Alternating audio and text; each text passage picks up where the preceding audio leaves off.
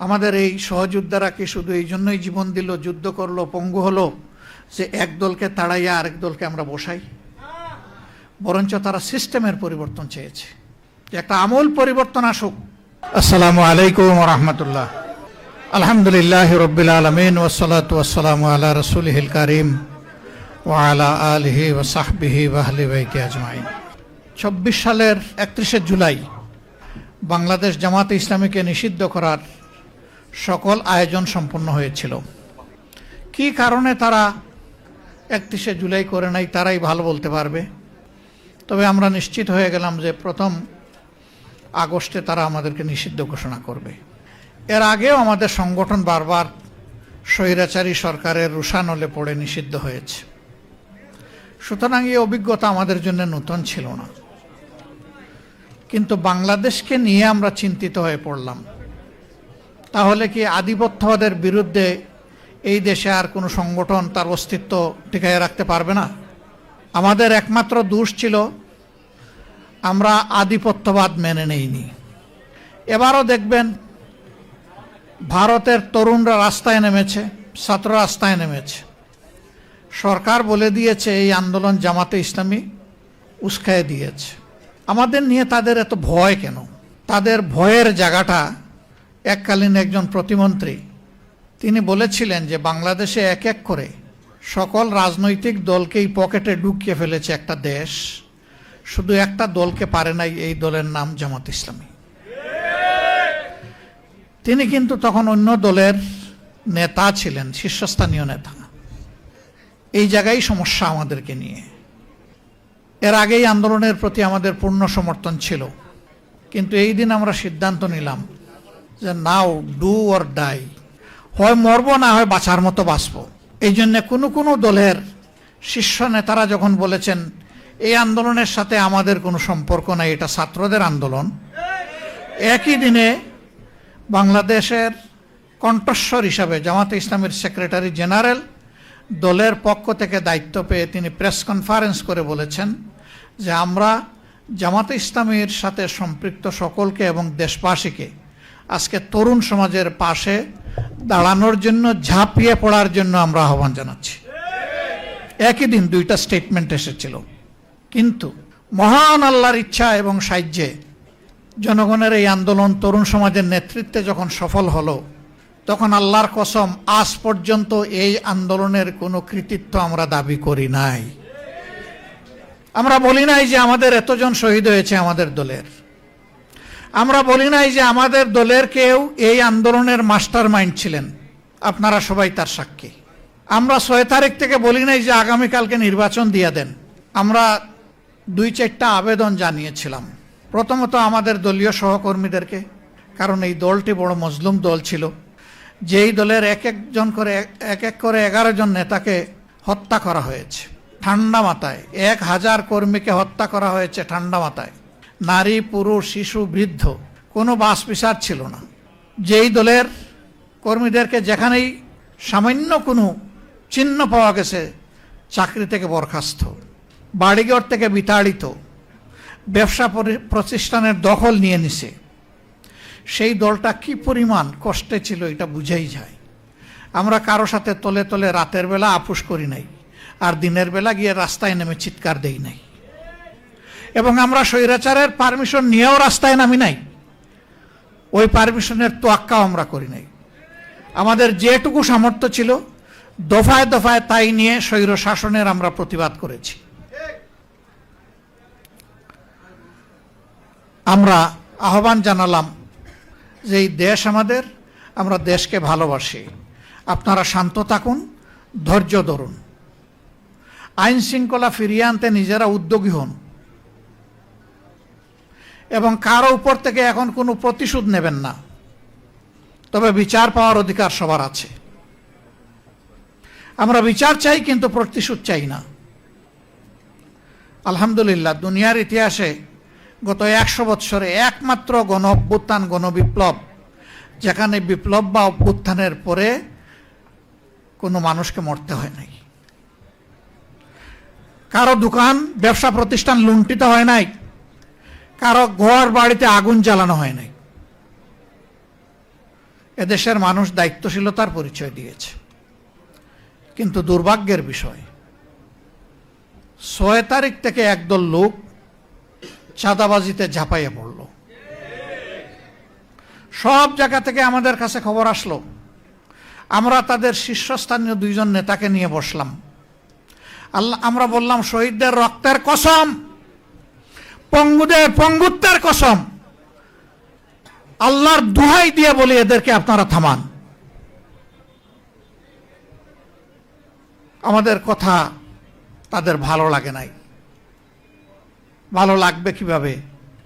স্বয়ং শস্যার মধ্যে ভূত থাকলে ভূত কিভাবে তাড়াবেন? মাথা থেকে পায়ের পাতা সবাই যদি এই অপরাধে জড়ায় পড়ে, তাহলে অপরাধীদেরকে বিরত রাখবে কে? রাখার তো কেউ নাই। কার্যত এখনো সেই মহোৎসব চলছে। আমরা নির্বাচনের দাবি করলাম না। আমরা আমাদের সহকর্মীদেরকে বললাম যে শহীদদের বাড়িতে যাও, মা বাপের পাশে দাঁড়াও, সান্ত্বনা দেও, তাদের জন্য দোয়া করো, নিজেদের যা কিছু আছে উজাড় করে দিয়ে সেইটা করো। হাসপাতালে হাসপাতালে আমরা ছুটে বেড়ালাম। যারা কাতরাচ্ছে, এই যে একজন এখানে বলে গেলেন, তার মাথায় হাত দিয়ে জিজ্ঞেস করেছিলাম, তিনি এই কথাটা বলেন নাই, যে এইভাবে আহত হয়ে পড়ে আছেন, আপনি কি মানসিকভাবে দুঃখিত নাকি কি বলবেন আপনি? বললো, আমি মোটেই দুঃখিত না, আমি সন্তুষ্ট। আমার জাতির জন্য আমি যে রক্ত দিতে পেরেছি। আমি তো বেঁচে আছি, কিন্তু আমার সহযোদ্ধারা তো অনেকে চলে গেছে। আমি জিজ্ঞেস করেছিলাম, আর একবার যদি জাতির প্রয়োজনে? বলছে, আরেকবার কেন, যতবার প্রয়োজন হবে ততবার বেরিয়ে আসব। পা কাটা হয়ে গিয়েছে। ঢাকা মেডিকেলে জিজ্ঞেস করেছি, তুমি তো আর পারবে না জাতির জন্য লড়াই করতে। কেন পারবো না? আমার তো একটা পা এখন আল্লাহ রেখেছেন, ওই এক পায়ের উপর ভর করে প্রয়োজনে জাতির জন্য আবার লড়াই করব। তাদের বদৌলতে পাওয়া এই নতুন বাংলাদেশে আমরা যদি তাদের সাথে বেঈমানি করি, আল্লাহ কি আমাদেরকে ছেড়ে দেবেন? আমরা সবাইকে আহ্বান জানিয়েছিলাম, এই শহীদ, এই আহতদেরকে সম্মান করুন, শ্রদ্ধা করুন, তাদের আকাঙ্ক্ষা বাস্তবায়নে এগিয়ে আসুন। এখানে একজন দাঁড়িয়ে বলেছেন যে যারা নিহত হয়েছে, শহীদ হয়েছে, তাদের মধ্যে বেশিরভাগ প্রান্তিক জনগণ, এমনকি তারা ছাত্রও ছিল না। একটা সংখ্যা ছাত্র, বেশিরভাগ শ্রমিক। সেই শ্রমিকের কি কোনো কোটার দাবি ছিল? তার সরকারি চাকরির আশা ছিল? সে ওঠার জন্য যায় নাই। সে গিয়েছিল ফেসিবাদ মুক্ত একটা বাংলাদেশ দেখতে। আজকে সবই রয়ে গেল। সেই কোটা অত্যন্ত নিকৃষ্টভাবে এখন বাস্তবায়ন হচ্ছে। বিশ্ববিদ্যালয়ের বিশি, জেলা পরিষদের প্রশাসক, তারপরে ব্যাংক, বিমা, কর্পোরেশন, সরকারি, বেসরকারি, আধা সরকারি সেক্টর, সব জায়গায় এখন একদম নির্লজ্জ দলীয়করণ চলতেছে। এটাকে কোটা নয়?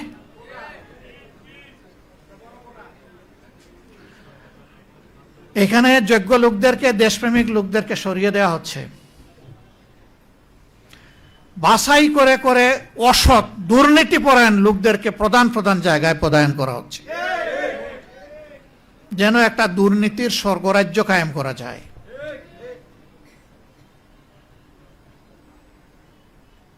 আমরা আজকে কি জবাব দিব এই শহীদ পরিবারের সদস্যদের কাছে? কি জবাব দিব জুলাই যোদ্ধাদের কাছে, যে আকাঙ্ক্ষা নিয়ে তারা যুদ্ধ করেছিলেন, তাদের সন্তানরা জীবন দিয়েছিলেন? আমাদের কি জবাব? চিঠি লেখে খালি হাতে যুদ্ধ গিয়ে জীবন দেওয়া আনাসের মা বাবার কাছে আমাদের জবাব কি? জাবের ইব্রাহিমের মা বাবার কাছে জবাব কি? রিয়া গুপের মা বাবার কাছে আমাদের জবাব কি? শান্তর মা বাবার কাছে আমাদের জবাব কি?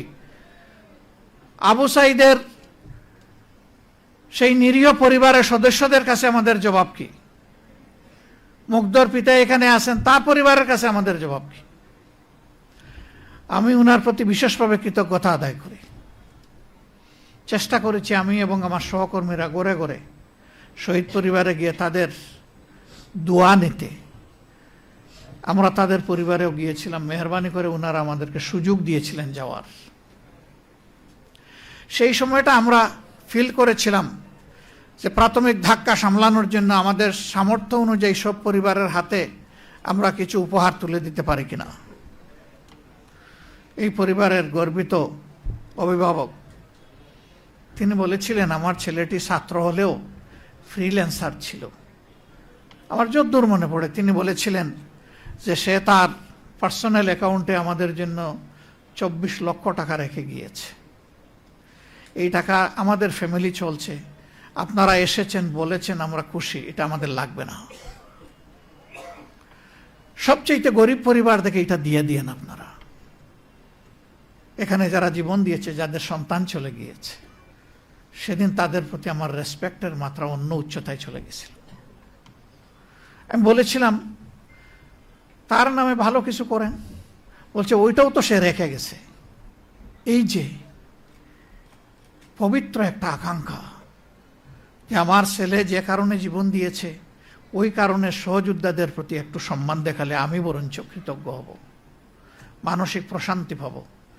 এই পিতার মানসিকতাটা যদি আমাদের শাসক গোষ্ঠীর মনে আসে, তাহলে তারা তাদের দায়িত্ব পালনে এইরকম অবহেলা দেখাতেন না। আমাদের এই সহযোদ্ধারা কি শুধু এই জন্যই জীবন দিল, যুদ্ধ করলো, পঙ্গু হলো যে এক দলকে তাড়াইয়া আরেক দলকে আমরা বসাই? বরঞ্চ তারা সিস্টেমের পরিবর্তন চেয়েছে, যে একটা আমূল পরিবর্তন আসুক।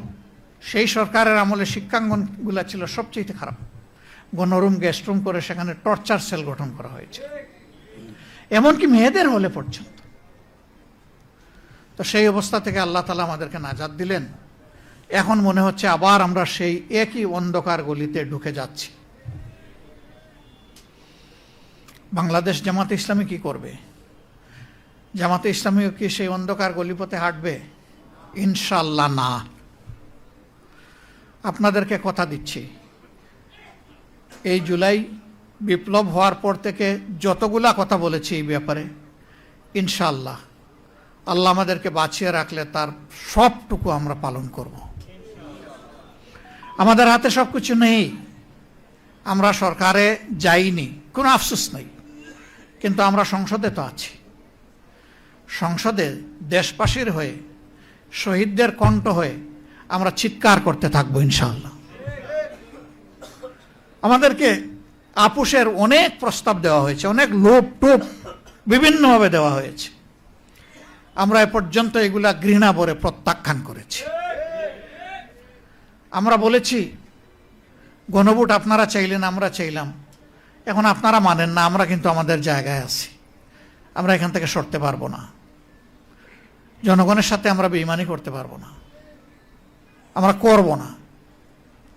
আপনারা দোয়া করবেন আমাদের ওয়াদার উপর আমরা যেন টিকে থাকতে পারি, এবং ইনশাআল্লাহ আমরা আশাবাদী, আমরা আস্থাশীল, গণভোটের গণরায় এই বাংলার জমিনে বাস্তবায়ন হবে ইনশাআল্লাহ। আমরা ইস্যু ছাড়ব না। দ্বিতীয়ত, যারা জীবন দিল, প্রতিশোধ চাই না, কিন্তু বিচারটা কি পাবো না? শুধু কারো বাবার বিচার, নিজের বিচার, মায়ের বিচার, বোনের বিচার, ভাইয়ের বিচার হবে, আর এই দেশের নিরীহ জনগণ শহীদ হয়েছে তাদের হত্যাকারীদের বিচার হবে না? সেই বিচারও ইনশাআল্লাহ এই বাংলার মাটিতে হবে। কোন কোন বিচার 50 বছর পরে হয়েছে এই দেশে, কোনটা হয়েছে 21 বছর পরে। আমরা কথা দিচ্ছি এই বিচারও ইনশাআল্লাহ জয় দিন, জয় মাস, জয় বছর পরে হবে হবে হবে ইনশাআল্লাহ। আমরা এটাও ছেড়ে দিব না, এই দাবি আমরা ছেড়ে দেব না। আমরা ছেড়ে দেওয়ার কেউ নই, আমরা ওয়াদাবদ্ধ, এই ওয়াদা আমাদেরকে বাস্তবায়ন করতে হবে। আমরা সরকারের কাছে খোলা মনে আহ্বান জানাবো, ভুলভ্রান্তি মানুষের হয়, দলের হয়, সরকারের হয়, বিরোধী দলের হয়, সবার হইতে পারে। আমরা মনে করি সুস্পষ্টভাবে আপনারা জাতির সাথে দেওয়া কথা লঙ্ঘন করেছেন, আপনারা জাতির সাথে বিশ্বাস রক্ষা করেন নাই, আপনারা বিশ্বাসঘাতকতা করেছেন। আপনারা ফিরে আসেন, এই দাবি মেনে নেন, দানাই পানাই বাদ দেন, এইটা ওইটা ডানে বামে চলা বাদ দিয়ে সোজা চলেন। জাতি কঠিন সংকটে আপনাদের পাশে থেকে এই দেশকে গড়বে ইনশাল্লাহ, কারণ আমরা আমাদের দেশকে ভালোবাসি। আরেকটা কথা আমরা বলে দিচ্ছি, আমাদেরকে বিভিন্ন ভয়ভীতি দেখানো হচ্ছে, আপনাদেরকেও দেখানো হচ্ছে। আল্লাহর কসম, আল্লাহ ছাড়া কাউকে ভয় করি না। কেন ভয় করব? ফাঁসির তক্তার উপরে তো আমাদের নেতৃবৃন্দ দাঁড়িয়ে বলেছেন, সাবধান, অন্যায়ের কাছে মাথা নত করা যাবে না। আমরা ওই জায়গায় দাঁড়িয়ে আছি। আমরা মনে করি যে আমরা প্রতি মুহূর্ত ফাঁসির তক্তার উপরেই আছি, কিন্তু আমরা কারো কাছে মাথা নত করব না ইনশাআল্লাহ। আমাদেরকে যাই করা হোক, যাই বলা হোক, আখের মনে রাখবেন যে সমস্ত শক্তি এবং কুওয়াতের মালিক হচ্ছেন আল্লাহ রাব্বুল আলামিন। এখানে একজন জুলাই যোদ্ধা, তিনি বলে গেছেন কোরআনের একটি আয়াত, কাম মিন ফিয়াতিন কালিলাতিন গালাবাত ফিয়াতান কাসীরাতান বিইজনিল্লাহ। বড়ত্বের দম্বে, অহংকারে কেউ যেন ফেটে না পড়েন। আল্লাহর কাছে এটার 2 পয়সার কোনো মূল্য নেই। আল্লাহ চাইলে বিশাল বাহিনীর উপর ক্ষুদ্র বাহিনীকে বিজয় দিয়েছেন, বারবার দিয়েছেন ইতিহাসে। সে বিজয় তো আমরা দেখেছি। আমাদের সন্তানরা হাতের মধ্যে একটা দা কিরিস নিয়েও রাস্তায় নামে নাই। ইমানের অস্ত্র বুকে ধারণ করে, আল্লাহর উপর ভরসা করে, দেশপ্রেম, মানব প্রেমে উদ্বুদ্ধ হয়ে তারা খালি হাতে মোকাবেলা করেছে। সমস্ত অস্ত্র, গোলা বারুদ সব কিছু সেদিন বৃথা হয়ে গিয়েছিল। এটি বিশ্বের ইতিহাসে আনপ্রেসিডেন্টেড, এটার কোনো তুলনা নাই। এই দেশের মানুষকে, যুব সমাজকে মেহরবানি করে ভয় দেখাবেন না। জুলাই যোদ্ধাদের উপর আক্রমণ হচ্ছে বিভিন্ন জায়গায়, আমাদের উপর আক্রমণ হচ্ছে। দোষ আমাদের একটাই, যে আমরা অন্যায়ের বিরুদ্ধে কথা বলতেছি। আক্রমণ করেন, অসুবিধা নাই। করতে করতে কে কোথায় যে পালায় আর ডুবে আল্লাহ তাআলা ভালো জানে। কিন্তু আমরা যা বলার জাতির অধিকারের জন্য আমরা বলেই যাব, আমাদের মুখ কেউ বন্ধ করতে পারবে না। আমি আপনাদের কাছে প্রিয় সংগঠনের পক্ষ থেকে গভীর কৃতজ্ঞতা জ্ঞাপন করছি। শহীদ পরিবারের যারা এসেছেন, জুলাই যোদ্ধা যারা এসেছেন, সম্মানিত অতিথিবৃন্দ আমাদের দাওয়াত কবুল করে এসেছেন, আল্লাহ তাআলা আপনাদেরকে উচ্চ মর্যাদা দান করুন।